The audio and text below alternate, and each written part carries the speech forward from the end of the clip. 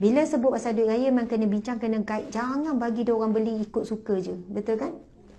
Saya tanya anak yang 5 tahun tu, Safwan, duit raya ni macam mana? Safwan bagi semua dekat Umi. Sebab tak reti lagi nilai duit kan. Safwan bagi semua dekat Umi. Ya ke Safwan, betul ni? Ya betul. Tapi untuk beli mainan Safwan. Dia pandai pusing macam tu kan. Sama je lah. Sebab dia tahu tak boleh nak ni kan. Dia pun tak reti nak ni. Kemudian ada beberapa orang anak kata dia dah beli barang apa dia nak. Yang lebih tu simpan, dia kata simpan nak pergi Mekah. Tu yang darjah 2 kan. Lepas tu tanya lagi yang lain, yang lebih ni nak buat apa? Bagilah Umi kat Palestin ke Syria ke? Maksudnya. Benda tu sebenarnya kita kena bawa bincang. Kita bagi cadangan. Okey, dah beli dah barang yang nak. Itu pun dalam kontrol kita lah kan. Barang yang berfaedah. Kemudian nak tak kita sedekah? Buka minda anak tu kan. Nak tak? Nak sedekah pada siapa? Palestin. Umi nak pergi hantar macam mana? Tak, transfer je. Nak. Okey. Lepas tu kita bagi cadangan ni. Jadi cadangan kita tu lah kita kena guide. Bukannya ni duit raya ni ikutlah nak beli apa. Ini kesilapan besar apabila kita membiarkan anak kita yang tak cukup lagi akal fikiran dia untuk menguruskan duit sumbangan hadiah daripada orang. Sebab ia adalah hadiah, sumbangan, menyatakan rasa syukur, betul kan? Meraihkan ni. Kadang-kadang orang bagi tu dalam bentuk mungkin jadi sedekah baginya. Jadi janganlah kita sia-siakan pemberian hadiah daripada saudara-saudara kita. Subhanallah, kitalah yang didik dalam dia menguruskan hartanya. Masya Allah. Baiklah. Jadi bulan Syawal ni sekarang pukul berapa? Sekarang pukul 2. 2 suku lah ya, kita berhenti. Boleh ya? Pertama, bulan Syawal ini kita ambil banyak-banyak melakukan ibadah apa? Kalau nak sama kuantiti, memang susah lah nak sama. Kuantiti solat ke, kuantiti sedekah lagilah susah ni. Duit raya kita habiskan pada duit raya, kita niatkan sedekah kan? Dapat pahala sedekah. Lepas tu kuantiti dari segi baca Quran, banyaklah yang beza di bulan Ramadan. Tetapi insya-Allah kita kumpulkan pahala berziarah dan terima tetamu. 2 tu. Banyak kan kita kumpulkan pahala berziarah dan terima tetamu. Bila nak pergi berjalan rumah orang, nak keluar berjalan kan, nak keluar hujung minggu ni, esok lah kan. Ada orang jemput tak ni? Okey, Alhamdulillah. Okey. Yang pertama, sebelum keluar rumah, betulkan niat. Betulkan niat. Kena pasang niat ibu-ibu sekalian, para wanita sekalian. Kalau sebelum keluar rumah lupa dalam kereta pasang niat. Pasang niat. Rugi kalau tak pasang niat. Kalau suami saya dia tanya, niat apa nak pergi rumah orang? Kita pun baru tersedar. Sebab niat nak tengok rumah dia.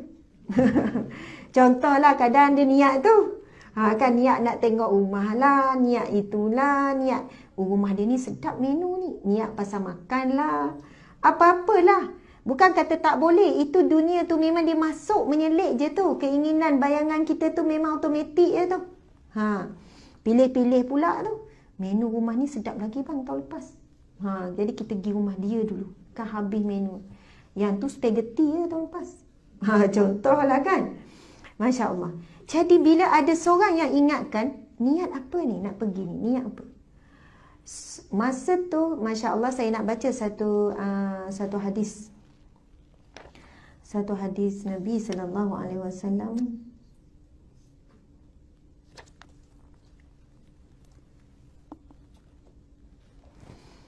Sabda Nabi SAW riwayat Ahmad dan Tabrani. Yaqulullahu ta'ala. Ana ar-Rahmanu wa hiya ar-Rahim. Ana ar-Rahmanu wa hiya ar-Rahim. Faman wasalaha wasaltuhu. Wa man qata'aha qata'tuhu. Sadaqa Rasulullah sallallahu alaihi wasallam. Berkata Allah Subhanahu wa taala, akulah Allah yang Maha Pemurah dan mereka itu adalah kerabat rahim, maksudnya ahli keluarga kerabat.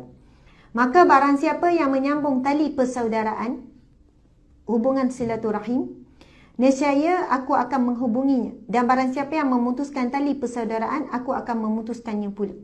Hadis yang sahih, hadis riwayat Ahmad dan Tabrani. Maksudnya siapa yang dalam perjalanan ataupun dia buat sesuatu untuk menghubungkan silaturahim, Allah kata aku juga berhubung dengannya. Selagi mana kita menghubungkan silaturahim, kita jaga hubungan silaturahim, maksudnya kita sentiasa dalam berhubung dengan Allah. Dan barang siapa yang memutuskan hubungan silaturahim, Allah kata aku juga berputus hubungan dengannya. Masya Allah. Kemudian ada hadis yang lain diceritakan dalam kitab ni juga. Ini saya bawakan kitab Al-Kabair, bab dosa-dosa besar.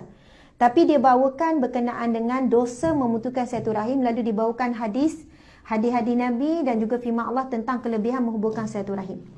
Ada seorang si fulan ini, dia menempuh satu perjalanan. Lalu Allah mengutuskan kepadanya malaikat untuk bertanya tujuan apa dia melakukan perjalanan tersebut. Sebab itu saya sebut tadi, kita nak pergi rumah terbuka ke, silaturahim nak berjalan, nak beraya ke, nak jemput orang datang rumah, pertama kena clear niat apa. Kalau tak, letih saja.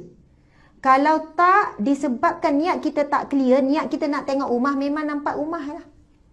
Bila rumah bersepah, mulut kita cerita pasal rumah bersepah. Bila pergi tandas, dah apa kita panggil? Tandas dah berkulat. Bukan berkulat, berlumut. Makanan sedap, tumpang tandas berlumut. Bang, tu yang saya tak selera makan, tandas dia kotor. Contoh.